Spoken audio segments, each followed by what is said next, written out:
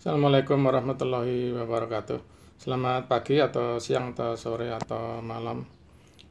Ini adalah video rekaman untuk kuliah yang menjadi kewajiban institusi saya, yaitu Institut Teknologi Bandung, diwajibkan kepada semua dosennya untuk membuat suatu video kuliah dari masing-masing kuliah yang diajarkan. Dan untuk kesempatan kuliah ini, saya akan membuat video kuliah untuk kuliah etika profesi, yaitu yang merupakan bab 2 dari kuliah etika profesi yang berjudul Responsibility in Engineering, atau saya terjemahkan menjadi profesional yang amanah.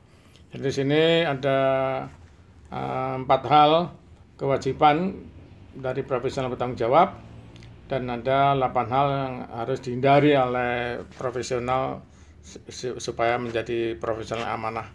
Yang pertama adalah standard of care. Standard of care ini adalah, kalau diterjemahkan untuk khusus engineering standard of care, adalah tingkat kehati-hatian dan perhatian seorang engineer menyangkut tugas keinsinyerannya, terutama menyangkut standar keamanannya. Dan sekarang ditambahkan security. Kemudian berikutnya adalah legal liability, yaitu kewajiban hukum. Ya, jadi kewajiban hukum ini seorang profesional insinyur, ya, ini akan bisa terkena kepada masalah hukum jika yang bersangkutan melanggar standard of care, sekaligus juga terbukti ada 3 hal, yaitu ada kesengajaan, ada kesembronoan, dan ada menimbulkan kerugian bagi publik. Kemudian berikutnya adalah Telecommunication Engineering Standard, ya.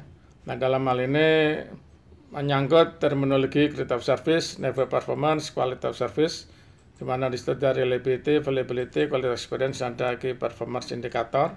Nah, ini Anda ingin mempelajari itu bisa mempelajari dalam buku saya yang berjudul, buku yang saya karang, yaitu Telecommunication Service and Experience Quality. Ini buku karangan saya diterbitkan oleh penerbitnya pada tahun 2013 kalau nggak salah, ya.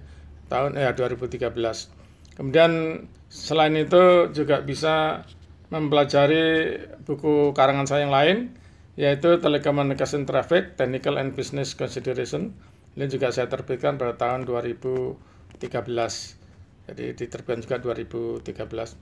Jadi kembali kepada bahan. Ini kemudian berikutnya itu adalah mengenai kewajiban dari profesional yang amanah. Itu adalah moral, kewajiban moral.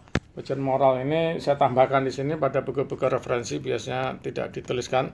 Tapi di sini kita di Indonesia masalah kewajiban moral menjadi sangat penting, karena seringkali kita juga ada juga pasal-pasal di dalam dalam undang-undang kita, dalam kitab acara hukum pidana kita mencakup kepada masalah moral. Kemudian berikutnya adalah masalah hambatan-hambatan. Ini sekaligus saya jelaskan 3 hal, yaitu self-interest, ya, keinginan pribadi, kemudian self-deception, ya, kemudian ignorance. Nah, ini 3 hal ini, pelanggaran pada 3 hal ini terjadi pada kisah dari pesawat ulang-alik Columbia yang diluncurkan pada 16 Januari tahun 2003. Nah, ini kemudian pada waktu sudah dalam perjalanan untuk mendarat di bumi pada tanggal 1 Februari 2003, ternyata dia jatuh, meledak, dan semua astronotnya sebanyak 7 orang itu meninggal. Nah, ini perlu 6 bulan untuk investigasi tragedi ini, dan hasilnya laporan mengungkapkan bahwa sebenarnya kru pesawat bisa hidup, ya, asal ada 2 hal. Pertama, seandainya mereka itu dievakuasi dari pesawat, ya, kemudian dievakuasi dan dipindahkan ke pesawat ulang-alik yang lain yang rencananya diorbitkan tanggal 15 Februari, dimajukan menjadi 10 Februari, yaitu Atlantis. Nah, ini kemudian Columbia itu diperbaiki, tapi kalau tidak bisa, ya dia dibiarkan hancur di situ, dan astronot yang 7 orang tadi dia ikut dengan Atlantis turun ke bumi. Kemudian kenapa ini ada kesimpulan seperti ini? Karena penyidik berdasarkan fakta bahwa 80 detik menjelang peluncuran itu sebenarnya busa pembatas terlepas dari tangki bahan bakar dan menghantam ujung sayap kiri pesawat ulang-alik. Tapi Pak Ransur ini nggak bisa menemukan, ya, tidak bisa menemukan kesalahan lokasinya, melokalisir posisinya dan apa pengaruhnya, yang tidak bisa sehingga tidak bisa menganalisis pengaruh yang pasti daripada kesalahan tadi. Sehingga mereka sebenarnya sudah melaporkan kepada manajemen dari NASA bahwa hal ini sangat mungkin akan memberikan suatu dampak yang sangat serius pada pesawat ulang-alik Columbia tersebut. Tetapi waktu mereka diwawancara oleh manajemen, oleh NASA, oleh bos-bosnya di NASA, ini engineer dari yang terlibat dalam pesawat ulang-alik Columbia itu jumlahnya ribuan. Ini khusus yang terlibat pada masalah sayap tadi, yang busa penutup sayap tadi, mungkin ada lebih dari 10 orang. Itu ditanya apa pengaruh pastinya, mereka tidak bisa tahu. Tapi mereka justru menyarankan agar ditangani dengan serius.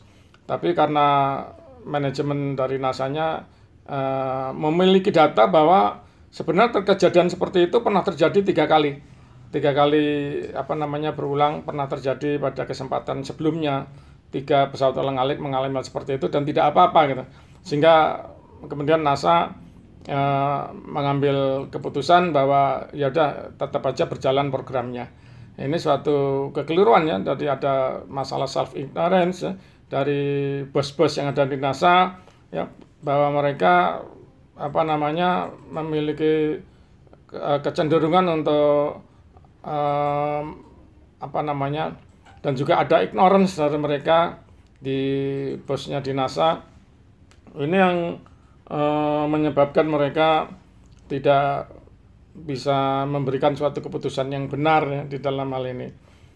Kemudian kembali ke materi kuliah ini. Berikutnya adalah yang menjadi hambatan bagi seorang profesional untuk bekerja dengan baik adalah rasa takut, egosentrik, dan microscopic vision. Ya. Jadi ada 3 hal, yaitu fear, ketakutan. Nah, ketakutan ini bukan maksudnya orang takut pada hantu atau takut apa, tapi di sini rasa takut yang tidak bisa diatasi dengan cara yang benar, gitu ya.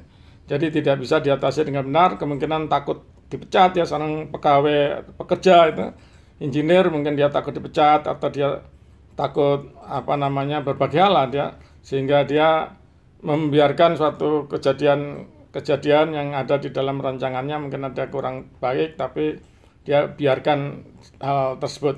Kemudian kedua adalah masalah microscopic vision. Ya, microscopic vision ini adalah mengenai pandangan yang terlalu detail.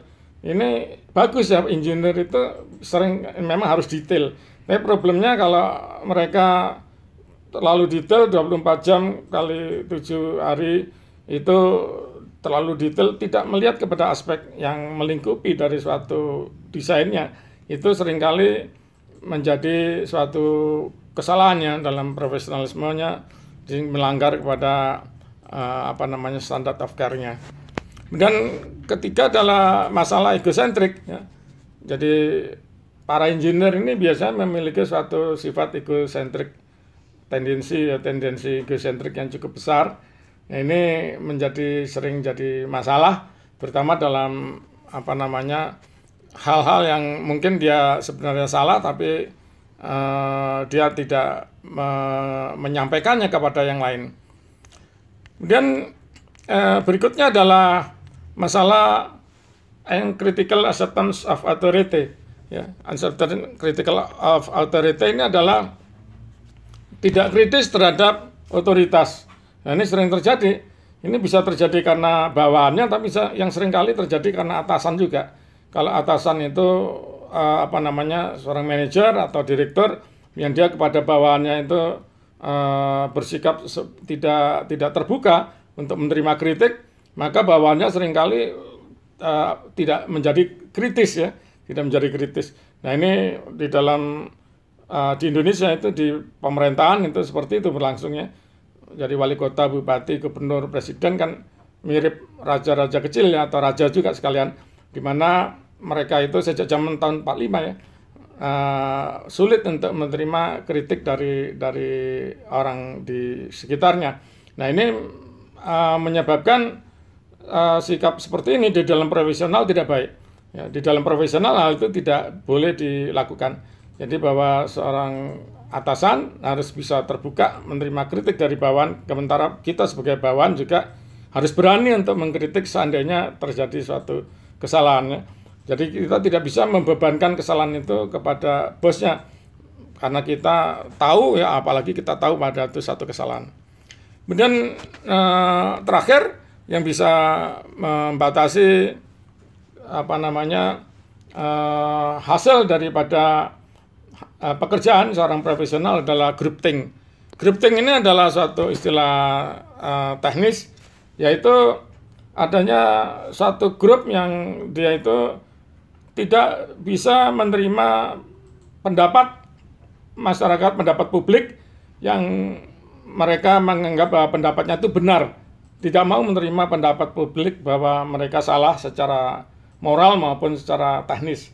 Ini adalah groupthink. Seringkali seperti ini ya, jadi satu grup profesional, grup engineer, dia merasa paling paham ya pada masalahnya. Nah ini kemudian kalau ada suatu